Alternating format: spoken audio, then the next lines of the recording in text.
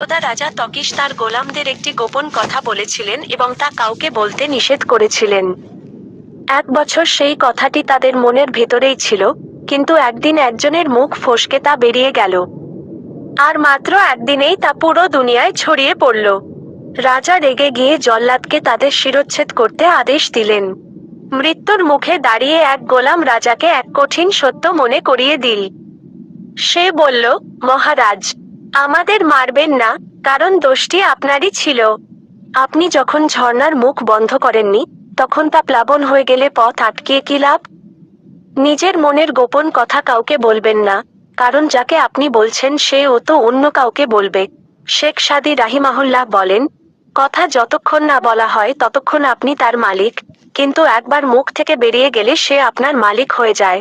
কথা হলো মনের কুয়োর ভেতরে বন্দি থাকা এক দৈত্যের মতো।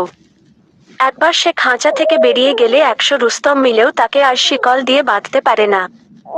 নিজের মূল্যবান রত্ন কোষাধ্যক্ষের কাছে রাখা যায়, কিন্তু নিজের গোপন কথা নিজের কাছেই রাখতে হয়।